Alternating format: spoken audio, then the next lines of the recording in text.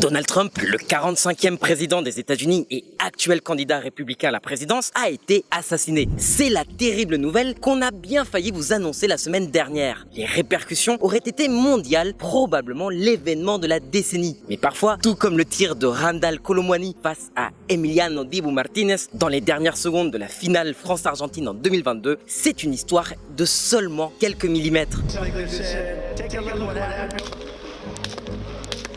L'une des balles est passée à un doigt de la boîte crânienne de Trump. Le sang a coulé, mais juste au niveau de son oreille. Évidemment, la nouvelle a fait le tour du monde quasi instantanément. We do have some breaking news from the US we do need to go to now. There have been gunshots fired at a Donald Trump rally. 据美国媒体报道，美国前总统特朗普13号在 We begin this hour with breaking news. The former President Donald Trump has survived what law authorities are calling an assassination attempt at a rally. À ce moment-là, Trump était à un congrès républicain en Pennsylvanie, l'un de ces fameux swing states qui pourraient faire basculer les prochaines élections.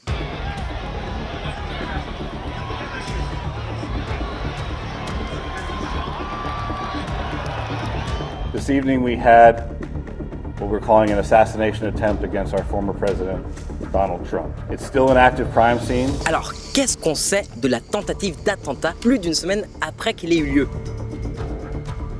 Mais déjà maintenant, on connaît l'identité de l'attaquant. Ensuite, on s'est rendu compte que les services de sécurité sont à la ramasse. Ils ont pourtant été prévenus qu'il y avait un gars armé qui montait avec une échelle sur le toit du seul entrepôt du coin. En fait, ce sont pas les services secrets qui s'étaient chargés de la sécurité. Ils l'avaient délégué à la police locale, pas du tout entraîné pour ce genre d'opération. Bref, le gars était à 400 mètres de sa cible, a eu le temps de tirer plusieurs fois et tout ça à découvert en plein jour. On a tous en tête les images de Trump qui se jette à terre après avoir été éraflé à l'oreille. Puis, le service d'ordre s'est précipité sur lui pour l'évacuer. Mais Trump a quand même eu le temps de saluer la foule, l'oreille ensanglantée, le poing levé. On est passé tout près du désastre qui aurait coûté la vie au candidat milliardaire. L'ensemble de la classe politique a condamné la tentative d'assassinat et exprimé son indignation. Biden a évoqué la nécessité de prendre du recul et d'apaiser la situation, conscient de l'extrême polarisation de la société états-unienne. Une enquête a été diligentée par la Maison-Blanche et autant vous dire que la sécurité a été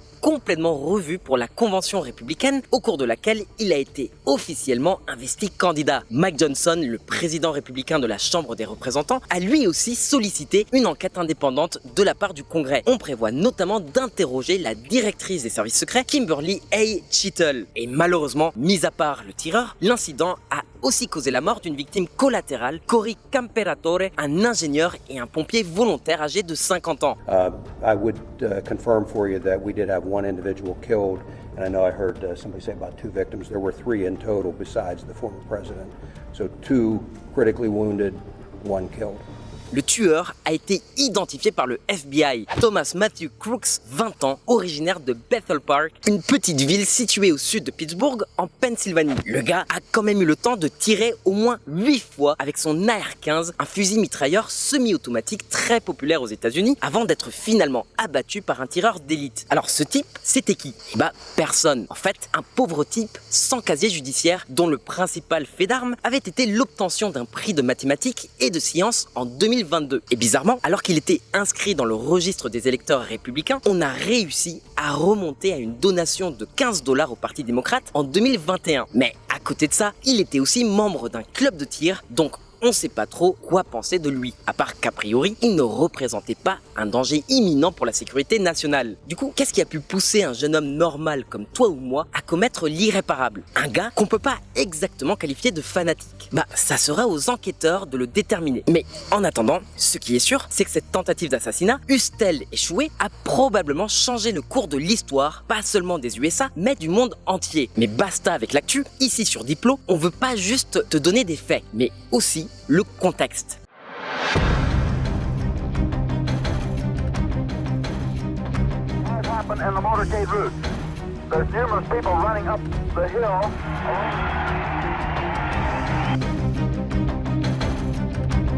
Déjà, c'est pas la première tentative d'assassinat sur un candidat à la présidence aux US. Déjà, il y a celle en 72 contre George Wallace, un candidat démocrate touché par 4 balles qui l'ont laissé en fauteuil roulant pour le reste de sa vie. Et puis, il y a aussi Ronald Reagan en 81 qui s'est fait tirer dessus à bout portant. Alors, il a survécu de peu, mais il est quand même resté plus de 2 semaines à l'hosto avec une balle qui s'était figée à seulement 2 cm de son cœur. Au total, près de 20 présidents ou candidats à la présidence ont été assassinés aux USA, parmi lesquels les plus connus sont Abraham Lincoln en 1865, puis JFK en 1963. Sauf que cette fois-ci, la donne a changé. Le climat sociopolitique est exécrable et la société n'a jamais été aussi polarisée. Les discours sont de plus en plus radicaux. D'après le sondeur britannique YouGov, plus de 50% des électeurs républicains considèrent que le Parti démocrate est corrompu, malhonnête et antipatriotique. Et ça, c'est une étude qui remonte au 8 juillet, soit quelques jours avant l'attentat contre Trump. Autant vous dire qu'à présent, c'est encore pire. De l'autre côté, plus de la moitié des démocrates estiment que le Parti républicain est raciste, dangereux et hypocrite. Les uns voient en Trump une menace pour la démocratie, les autres pensent que Biden est un homme sénile. La vérité, c'est qu'ils ont tous les deux raison. Bref, la classe politique attise les braises de la haine qui s'enracinent profondément dans les foyers états-uniens. Surtout que c'est pas du tout la première tentative d'assassinat à laquelle Trump est confronté. Bon, d'accord, aucune des précédentes n'était arrivée aussi près du but. Par exemple, en juin 2016, un citoyen britannique avait tenté de voler l'arme de poing d'un policier à Las Vegas à quelques mètres du podium de Trump pour lui tirer dessus. En novembre de la même année, toujours au Nevada, un homme a hurlé après avoir soi-disant vu une arme à feu durant un discours de Trump provoquant la suspension immédiate de l'événement et l'évacuation du public. Puis, une fois installé au pouvoir, plusieurs lettres contenant de la ricine, un poison très toxique, ont été adressées au bureau ovale de la Maison Blanche. Et ça, à plusieurs reprises entre 2018 et 2020. Bref, il est sincèrement temps de se poser et de réévaluer notre attitude. La stratégie de la division, promue à la fois par la classe politique et les médias, a un impact réel sur la vie des gens. And in 2022, I'm going to blow away the Democrat socialist agenda.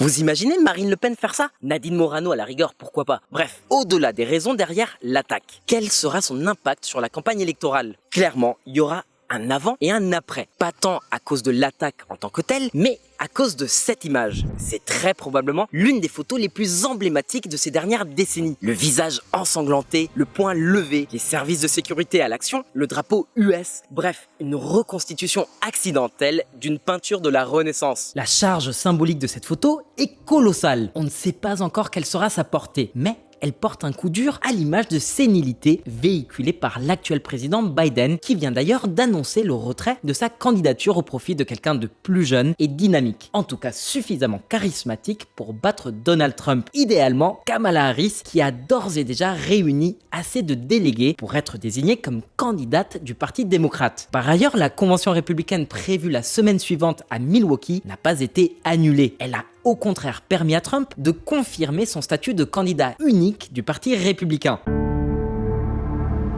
Mais pourquoi on te balance ça en fait?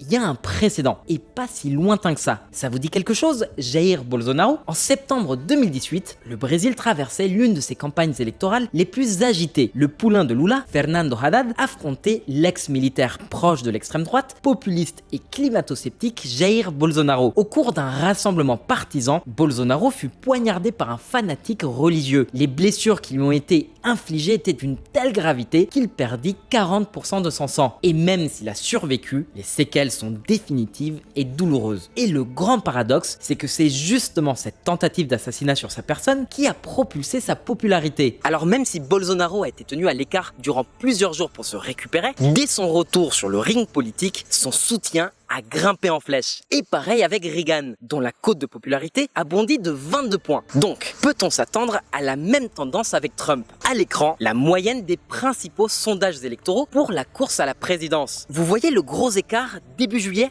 Ça correspond au premier débat et à la performance désastreuse de Biden. À présent, le candidat démocrate qui remplacera Biden devra essayer de combler le retard accumulé par son prédécesseur. Surtout que l'écart risque de se creuser encore plus depuis la tentative d'assassinat contre Trump et le retrait de la candidature de Biden. Pourquoi?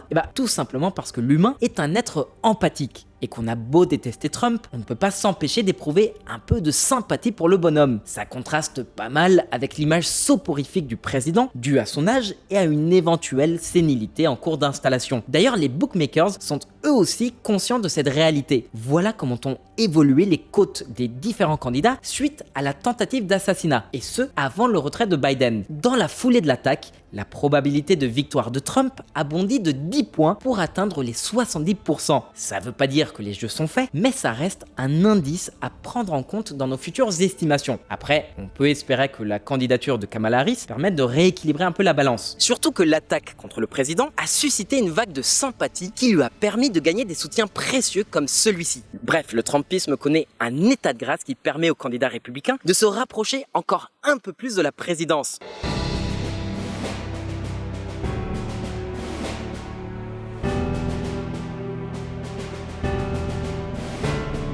À présent, ce sont les républicains qui contrôlent le narratif. Aujourd'hui, il ne s'agit pas d'un simple incident isolé. Le principe central de la campagne Biden est que le président Donald Trump est un fasciste autoritaire qu'il faut arrêter à tout prix. Cette rhétorique a conduit tout droit à la tentative d'assassinat du président Trump. J.D. Vance, sénateur de l'Ohio. Bon, c'est clairement du foutage de gueule. Déjà, c'est Trump qui a encouragé l'assaut sur le Capitole et un pseudo-coup d'État dont il s'est ensuite désolidarisé quand il a capté que ça ne mènerait nulle part. Ensuite, on ne peut pas exactement décrire les discours de campagne de Trump de rassembleur. Il n'y a pas eu non plus beaucoup de voix qui se sont élevées côté républicain contre l'attaque au marteau au domicile de l'ex-président de la Chambre des représentants, la démocrate Nancy Pelosi, et qui a entraîné l'hospitalisation de son mari. Mais bon, c'est la politique dans son expression la plus pure. Et ces règles nous échappent parfois. Désormais, c'est Trump le maître des horloges. On voit mal comment les démocrates arriveront à inverser la tendance. Le retrait de Biden était inévitable. Les pressions internes au sein du parti démocrate ont fini par le pousser vers la sortie, au profit de sa vice-présidente Kamala Harris ou de tout autre candidat qui obtiendra l'adhésion populaire et celle des délégués. Voilà mes amis, comment Trump a réussi à retourner la situation à son avantage, faisant de la tentative d'assassinat à son encontre un tremplin pour une seconde présidence. Mais cette attaque a aussi révélé la profonde fracture de la société états-unienne et la haine mutuelle ressentie par deux camps très polarisés, nourris par une sphère politico-médiatique inconsciente du danger qu'elle fait peser sur la démocratie US. Voilà, c'est tout pour nous aujourd'hui. À ton avis, est-ce qu'on est au bord de l'implosion de la démocratie US? Va-t-on assister au début d'une seconde guerre civile aux États-Unis? Est-ce que tu penses que la tentative d'assassinat contre Donald Trump était un coup monté, un coup des démocrates, ou l'œuvre d'un loup solitaire qui agissait à son compte? Dis-nous ce que t'en penses en commentaire. On espère que cette vidéo t'a plu. Si c'est le cas, pense bien à t'abonner, à liker et à partager. Tu peux aussi nous filer un coup de pouce sur Tipeee, une plateforme de crowdfunding. Le lien en description. Merci d'être resté jusqu'au bout. À bientôt pour plus d'actu.